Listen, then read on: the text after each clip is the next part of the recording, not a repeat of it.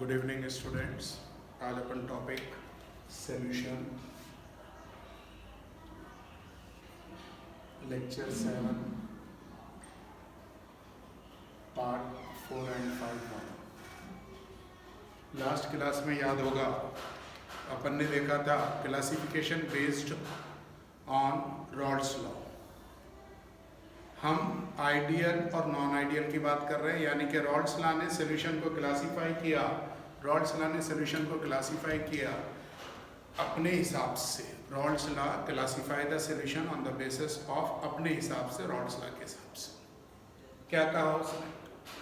अगर सॉल्यूशन सभी कॉन्सेंट्रेशंस में फॉलो होता है रॉल्स लॉ को तो वो कहा आइडियल, और अगर फॉलो नहीं होता है तो नॉन आइडियल। इस पर पहले भी बात हुई थी। Delta H delta V change in enthalpy change in volume जिसमें जीरो होता है वो आइडियल होता है, और डेल्टा एच और delta V change in volume and change in enthalpy not equal to zero वो नॉन आइडियल होते हैं। जब not equal to zero zero के बराबर नहीं है तो दो पॉसिबिलिटी हो सकती है, या तो वो जीरो से ज्यादा होगा या फिर वो जीरो से कम होगा। अगर जीरो से ज्यादा हुआ तो पॉजिटिव क्या कर रहा है? डेविएशन।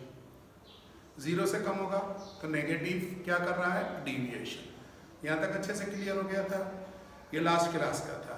आज हम इसी को यानी कि classification of solution on the basis of Raoult's law, ये पागलों की तरह ये बात याद रखना, ये हम क्लासिफिकेशन जो रॉल्स लॉ पर बेस्ड है वो सिर्फ हम अप्लाई कर सकते हैं लिक्विड इन लिक्विड में। अगर आप सॉलिड इन लिक्विड डाल के ये अप्लाई करेंगे अप्लाई नहीं होगा, गैस इन लिक्विड डाल के अप्लाई करेंगे अप्लाई नहीं होगा, सिर्फ लिक्विड इन लिक्विड में ये अप्लाई होगा। बात समझ में आ रही? किस में ये अप्लाई होगा? Only liquid in liquid solutions के अंदर ये अप्लाई होगा, इसके अलावा ये अप्लाई नहीं होगा। क्लियर? चलो लिखना स्टार्ट करो। Classification based on Raoult's law, उसमें फर्स्ट आइडियल सॉल्यूशन के लिए ऐसे 3 कॉलम आपको बनाना है। ये सिर्फ अभी एग्जाम्पल्स लिखे हैं, ठीक है? तो पहले मैं उसके कुछ पॉइंट्स लिखा हूँ फिर एग्जाम्पल्स लिखेंगे अपन। लिखो पहला आइडियल के अंदर फर्स्ट पॉइंट डालो आइडियल सॉल्यूशंस। पहला पॉइंट आइडियल सॉल्यूशंस, उसमें फर्स्ट पॉइंट लिखो आइडियल सॉल्यूशंस के अंदर it obeys Rawls law. It obeys Rawls law in all concentrations.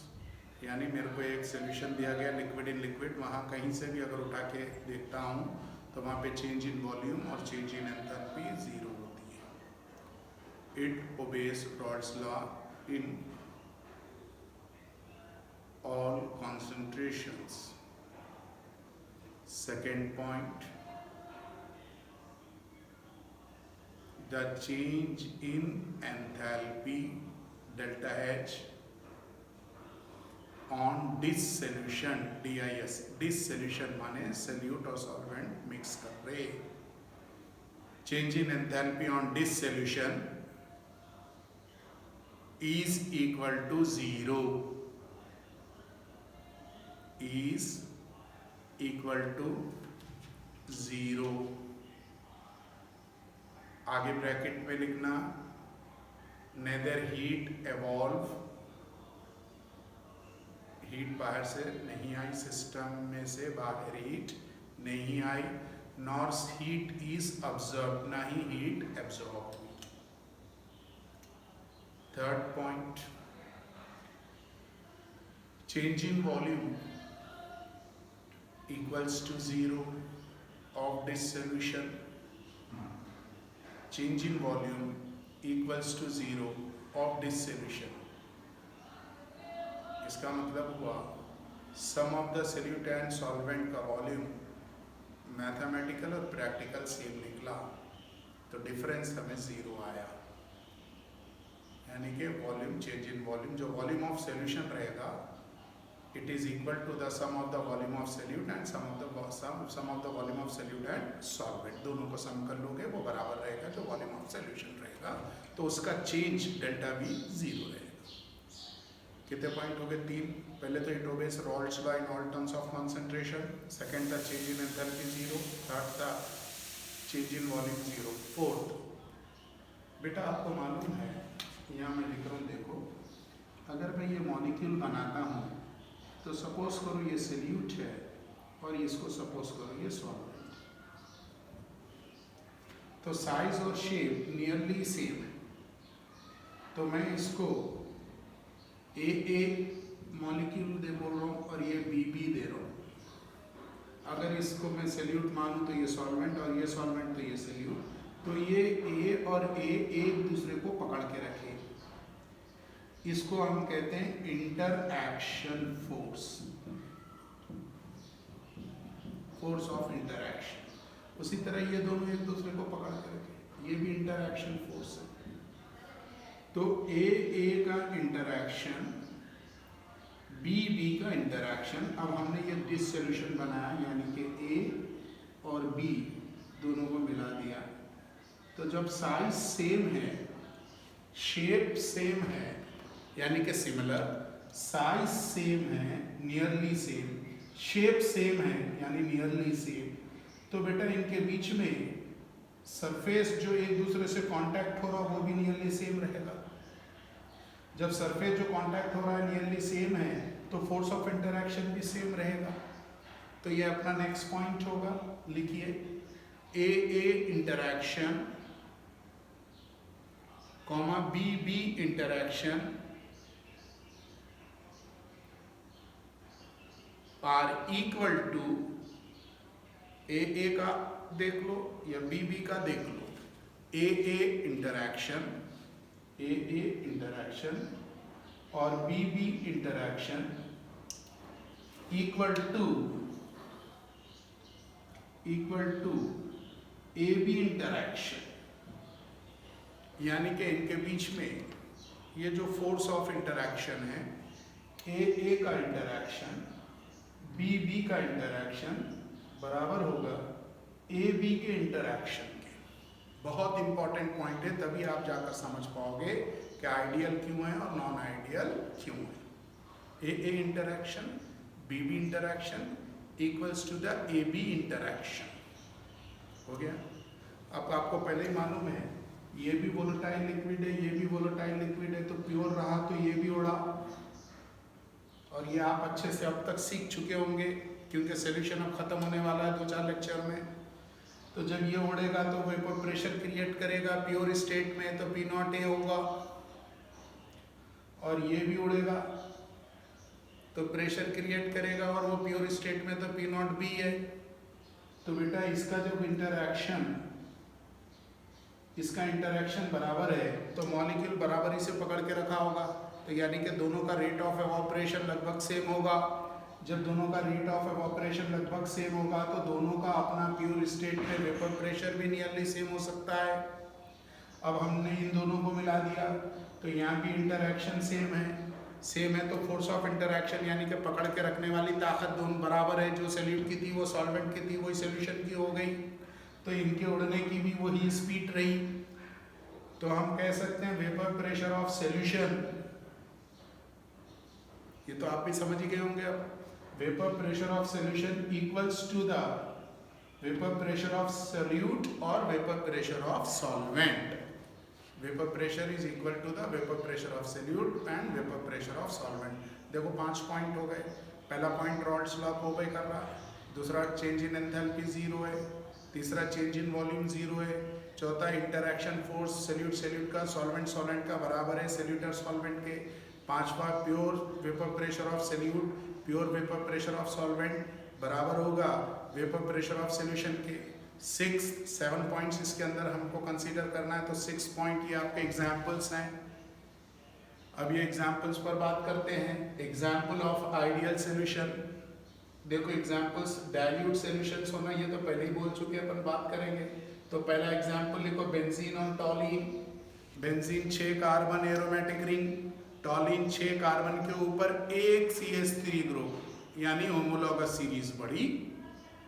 तो benzene and toluene are the example of ideal, याद रही बात। Second, n hexane n heptane. N माने normal straight chain है carbon की, जिसमें 6 कार्बन है, तो हेक्सेन हुआ 7 कार्बन, यानी कि एक ही होमोलॉगस सीरीज में एक CH2 बढ़ा है, तो आइडियल। क्लियर हो गया यहाँ तक।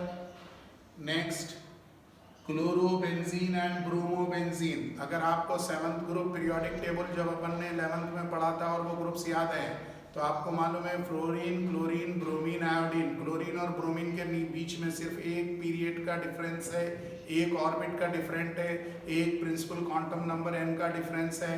तो मगर यहाँ पर दोनों बेंजीन बेंजीन है, यानी क्लोरीन और ब्रोमीन एक पीरियड चेंज हुए तो रिंग चेंज नहीं हुआ, एरोमेटिक रिंग बेंजीन बेंजीन है। तो क्लोरोबेंजीन ब्रोमोबेंजीन आइडियल।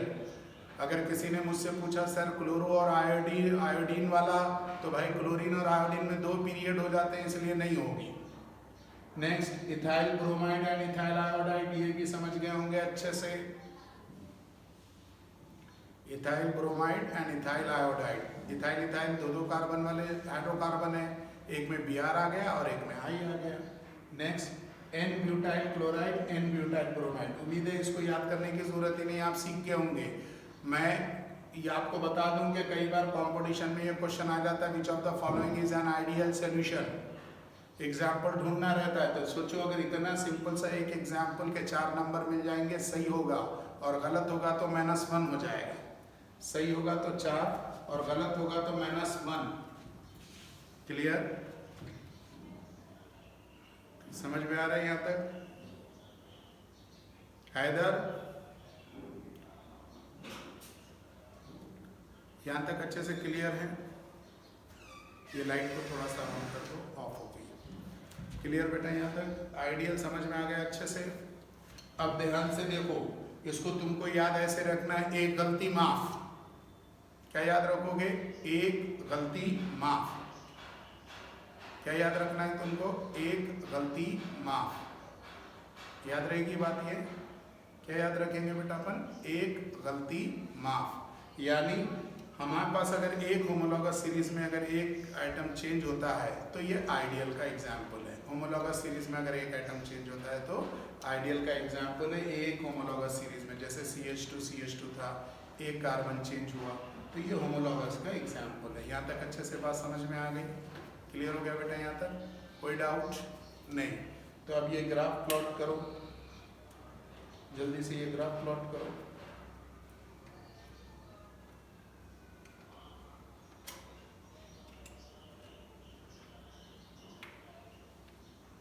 ये ग्राफ प्लॉट करो जल्दी से।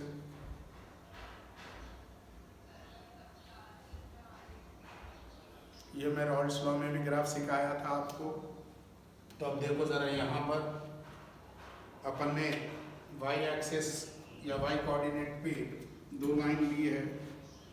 यहाँ हम रखेंगे P0 A, पहले बोल चुका था, सॉल्वेंट का पॉइंट ऊपर होगा, सॉल्यूट का पॉइंट नीचे होगा। अगर आइडियल रहेगा तो ये सीधे सीधे स्ट्रेट लाइन इधर भी जाएगा, ये सीधे सीधे स्ट्रेट लाइन इधर भी जाएगा, और एक्सपेक्टेड ये है, यानी कि ये वाला part P bar A partial pressure of A और P bar B partial pressure of B बराबर होगा वेपर प्रेशर ऑफ सॉल्यूशन।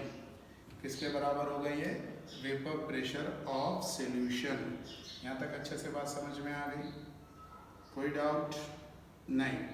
ध्यान से देखो, ये जो पॉइंट है, इस पॉइंट को मैं आगे जाके एक टर्म यूज करने वाला हूँ, एजियोट्रोप्स। क्या यूज करने वाला हूँ? एजियोट्रोप्स। क्लियर? ये बेटा टोटल था पूरा आइडियल सॉल्यूशन के बारे में। किसके बारे में? आइडियल। चलो अब जल्दी से नॉन आइडियल में पॉजिटिव के बारे में लिखते चलेंगे अपन। नहीं हो रहा? कोई बात नहीं, छोड़ दो, लाइट सफिशिएंट है। Thank you. नेगेटिव में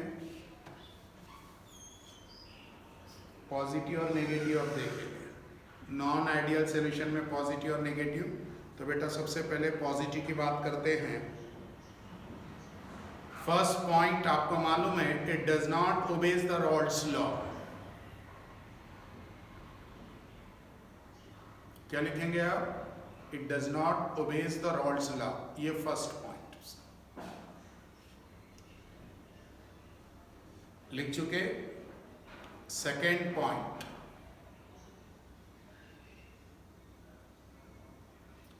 delta H change in enthalpy is greater than 0. Change in enthalpy delta H is greater than 0. Second point हो गया, change in enthalpy delta H is greater than 0. Third point, change in volume delta V, change in volume delta V is greater than 0. अब main important point पे आ जाते हैं। Fourth point, बेटा solute interaction and solvent interaction, यानी कि solute ने solute को पकड़ा, सॉल्वेंट ने सॉल्वेंट को पकड़ा। तो यहाँ अपन बता रहे हैं सॉल्यूट ने सॉल्यूट को पकड़ा, सॉल्वेंट ने सॉल्वेंट को पकड़ा। ये सॉल्यूट ले रहे हैं अपन सपोज करो, और ये सॉल्वेंट ले रहे हैं। तो ये बी लिए और ये ए लिए, और हमने ये, तो यहाँ पर ये मॉलिक्यूल का साइज छोटा है, इमेजिन करके चलो ये बड़ा था, तो मैंने इसमें एनर्जी बेचकर इसको बड़ा किया। तो solute interaction, solvent interaction is greater, very important, greater than solute and solvent interaction. Solute का आपस में पकड़ के रखना, सॉल्वेंट का आपस में पकड़ के रखना ज्यादा होगा force of interaction as compare to solute and solvent. Solute और सॉल्वेंट एक दूसरे को वीकली पकड़ रहे हैं, और सॉल्यूट सॉल्वेंट एक दूसरे को स्ट्रांगली पकड़ रहे हैं। तो भाई जब सॉल्यूट स्ट्रांग पकड़ेगा तो कम उड़ेगा, तो प्योर स्टेट में उसका वेपर प्रेशर कम रहेगा। सॉल्वेंट भी आपस में स्ट्रांग है, फोर्स ऑफ इंटरैक्शन तो कम उड़ेगा, तो उसका भी वेपर प्रेशर वेपर स्टेट में कम होगा। और जब सॉल्यूट सॉल्वेंट हमने मिलाया तो ये लूजली पकड़े तो जल्दी उड़ेंगे तो रेट ऑफ एवोपरेशन ज्यादा होगा, रेट ऑफ एवोपरेशन पे ज्यादा होगा तो ऊपर मॉलिक्यूल ज्यादा जमा होंगे as compare to the pure state, तो वेपर प्रेशर ऑफ सॉल्यूशन बढ़ जाएगा। Next point, vapour pressure of pure solute and vapor pressure of pure solvent is less than the vapor pressure of pure solution. Is it clear? Vapor pressure of pure solution. यहाँ तक अच्छे से बात समझ में आ गई? कोई डाउट नहीं? एग्जाम्पल्स कॉपी करो। एसीटोन एंड इथेनॉल, पहले एग्जांपल्स लिख लो फिर मैं इसके कॉन्सेप्ट सिखाऊं। Second, acetone in carbon disulphide, water and methanol, water and ethanol,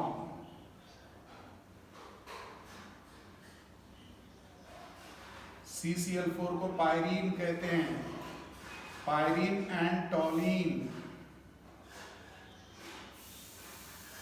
pyrene and chloroform,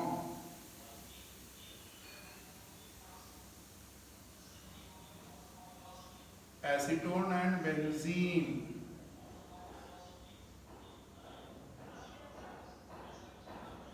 pyrene and methanol,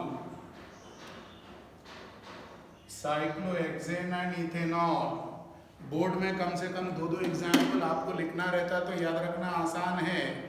पानी में मिथेनॉल मिलाओ या पानी में इथेनॉल मिलाओ, पानी में शराब मिलाओ या पानी में मिथेनॉल मिलाओ, ये आइडियल है। अब सर ऐसा क्यों है कि एसीटोन और इथेनॉल, तो बेटा जरा देखो, इथेनॉल में यहाँ पे मेरे पास C2H5O और H है, O के ऊपर नेगेटिव चार्ज है और H के ऊपर पॉजिटिव चार्ज है, और दूसरा इथेनॉल का मॉलिक्यूल ये HO और C2H5,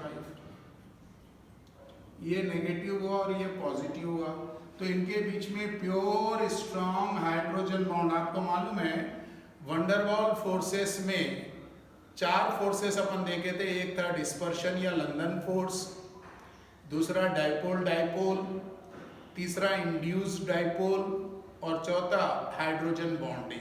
तो इसके अंदर हाइड्रोजन बॉन्डिंग है, वंडरवॉल का स्ट्रॉन्गेस्ट फोर्स होता है हाइड्रोजन बॉन्डिंग। अब आ जाओ एसीटोन की बात करें, तो ये अपना एसीटोन C डबल बॉन्ड हो, पाई बॉन्ड इधर शिफ्ट हुआ तो इसके ऊपर नेगेटिव और इसके ऊपर पॉजिटिव। ये कब पॉसिबल होगा? जब पाई बॉन्ड इधर शिफ्ट हुआ। पाई बॉन्ड शिफ्ट हुआ इसका मतलब पोलर कैरेक्टर आ गया। तो अब देखो पोलर पोलर इंटरैक्शन लेस होता है किससे? हाइड्रोजन बॉन्डिंग से, यानी कि ये फोर्स ऑफ इंटरैक्शन ज्यादा था। अब आपने इसमें एसीटोन मिला दिया तो ये C2H5O और H तो यहाँ रहा, इस पर माइनस रहा और इस पर प्लस रहा, और ये आपका एसीटोन मॉलिक्यूल CH3 CO, ये नेगेटिव और ये पॉजिटिव। अब आप खुद देखो हाइड्रोजन बॉन्डिंग स्ट्रॉन्ग सॉल्वेंट था अपने पास, उसमें हमने पोलर सॉल्यूट को डाल दिया। उसी तरह एसीटोन पोलर है और कार्बन डाइसल्फाइड नॉन पोलर है, तो ये स्ट्रॉन्ग पोलर फोर्स था, इसमें आपने नॉन पोलर को डाल दिया। अब यहाँ वाटर, इसमें भी हाइड्रोजन बॉन्डिंग है, और मिथेनॉल, इसमें भी हाइड्रोजन बॉन्डिंग है। वाटर और मिथेनॉल दोनों में हाइड्रोजन बॉन्डिंग है, तो सर फोर्स सेम होना चाहिए। नहीं बेटा, केमिस्ट्री बहुत बारीकियों से सीखो। देखो ये वाटर का मॉलिक्यूल H और OH, यानी इस पर प्लस और इस पर माइनस, और ये आपका अल्काइल ग्रुप O और H, तो आपको मालूम है ये माइनस और ये प्लस, तो यहाँ से कोई टेंशन नहीं है, इधर भी माइनस इधर भी प्लस, इधर भी माइनस इधर भी प्लस। मगर जो अल्काइल ग्रुप होता है वो अपना प्लस आई इफेक्ट दिखाता है, प्लस आई इफेक्ट दिखाएगा तो धक्का लगाएगा तो इलेक्ट्रॉन क्लाउड की डेंसिटी बढ़ेगी, और इलेक्ट्रॉन क्लाउड की डेंसिटी बढ़ेगी तो हाइड्रोजन बॉन्डिंग की स्ट्रेंथ में भी चेंज आएगा। समझ में आ गया? याद हो गया? बोर्ड के लिए तो बहुत आसान, अल्कोहल में पानी मिला दो, मिथेनॉल में पानी मिला दो, हो गया। बोर्ड में कहता है एग्जाम्पल्स दो इनके, right the difference between ideal and non ideal with examples. 2 example बहुत हो गए। या पोलर को हाइड्रोजन बॉन्डिंग में मिला दो, या पोलर को नॉन पोलर में मिला दो, या जिसके अंदर वंडरवॉल या डिस्पर्शन फोर्सेस चल रहे हैं, लंदन या डिस्पर्शन फोर्स चल रहा, उसके अंदर पोलर मिला दो। समझ में आ गई बात? अब इसका ग्राफ अपन ड्रॉ करेंगे बेटा। इसका पहले से इसलिए नहीं ड्रॉ करके रखा ताकि आपको ये सिखाने को मिल जाए जगह। यहाँ तक अच्छे से क्लियर हो गया? अब हम इसका ग्राफ प्लॉट कर रहे हैं। नॉन आइडियल का पॉजिटिव, क्योंकि मैं चाहता हूँ नेगेटिव आपके मन में खुद से उठने लगे, ये पॉसिबिलिटी रहेगी तो नेगेटिव होगा।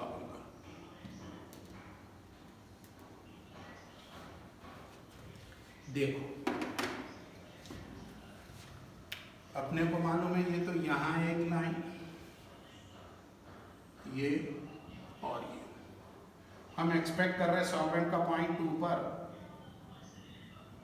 सॉल्यूट का पॉइंट नीचे, और ये सॉल्यूट सॉल्वेंट और सॉल्यूशन। तो आपको बताते चलूं कि पॉजिटिव डिविएशन में जैसा हम एक्सपेक्ट कर रहे हैं वैसा नहीं आएगा, बल्कि ये पॉइंट थोड़ा सा ऊपर चलेगा, ये भी ग्राफ ऊपर से चलेगा और ये भी ऊपर से चलेगा, यानी ये PS ग्रेटर देन होगा किससे? P0 sum of P0 A and P0 B। ये आपका P0 A है और ये आपका P0 B है। यहाँ पर XA इक्वल्स टू 1 तो XB इक्वल्स टू 0 या XA इक्वल्स टू 0 तो तो XB इक्वल्स टू 1, यहाँ मैं मोल फ्रैक्शन ले रहा हूँ और यहाँ पे मैं वेपर प्रेशर, ये पॉजिटिव का। यहाँ तक अच्छे से बात समझ में आ गई?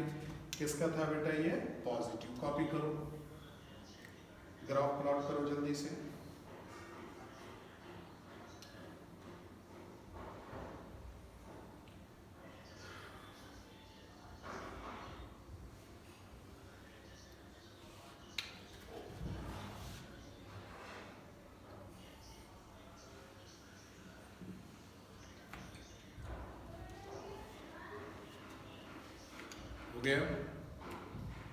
नेक्स्ट, नॉन आइडियल में नेगेटिव। अब इसके भी अपन 7 पॉइंट्स लिखेंगे। याद भी हो गया होगा अभी तक तो। चलो, पहला point, does not obeys the Rawls law. First point, it does not obeys the Rawls law.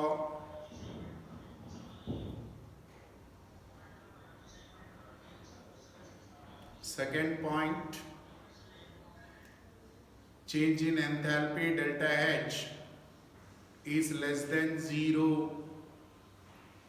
इसका मतलब डिसोल्यूशन, जब आप सॉल्यूट को सॉल्वेंट में मिलाए थे तो हीट बाहर आई थी। डिसोल्यूशन की प्रोसेस एक्सोथर्मिक है, तो लिख लो यहाँ पर delta H is negative, bracket में लिखो डिसोल्यूशन इज एक्सोथर्मिक।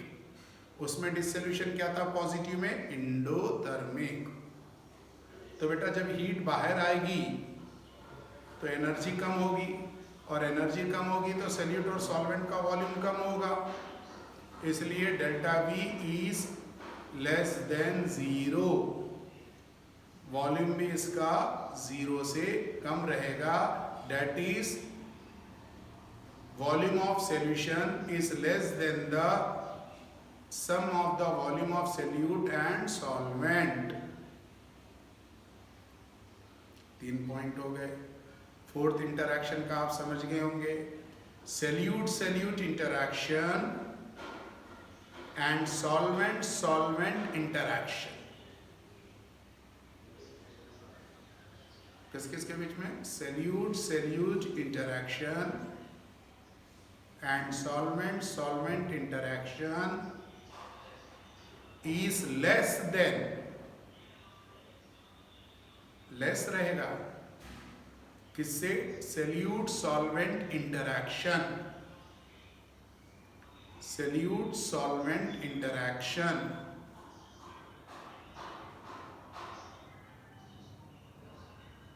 गया। नेक्स्ट, अब आप बताओ जब सॉल्यूट सॉल्यूट इंटरैक्शन और सॉल्वेंट सॉल्वेंट इंटरैक्शन कम है तो ये मॉलिक्यूल ज्यादा वेपराइज्ड होंगे कि कम वेपराइज्ड होंगे? हाँ बिल्कुल सही है, ज्यादा वेपराइज्ड होंगे। जब ज्यादा वेपराइजेशन हुआ तो मॉलिक्यूल्स प्रेशर ज्यादा अप्लाई करेंगे, तो vapour pressure of pure solute and vapour pressure of pure solvent is greater than the vapour pressure of solution. अच्छे से याद होना चाहिए। सॉल्यूशन का वेपर प्रेशर कम होगा, प्योर सॉल्यूट और प्योर सॉल्वेंट का वेपर प्रेशर ज्यादा होगा। अब आप प्रैक्टिकल करने जब भी मौका मिला स्कूल में जाके एक टेस्ट ट्यूब में एसिड में थोड़ा सा पानी मिला, टेस्ट ट्यूब छू के देखो, हीट बाहर आ रही है, यानी एसिड में वाटर का मिलना इज एन एक्सोथर्मिक। तो अब एग्जांपल्स पर आ जाते हैं। Examples, acetone and aniline. Aniline के अंदर लोन पेयर था और एसीटोन, लोन पेयर इसके अंदर इन्वॉल्व होने लगा, तो जब लोन पेयर की इन्वॉल्वमेंट होगा तो एनर्जी ज्यादा लॉस होगी और वो नेगेटिव डिविएशन देगा। नेक्स्ट, एसीटोन एंड क्लोरोफॉर्म, ये पोलार जिसमें lone pair acetone, clear. Next, methanol and acetic acid. Ester जब भी बनता है, esterification is an example of exothermic.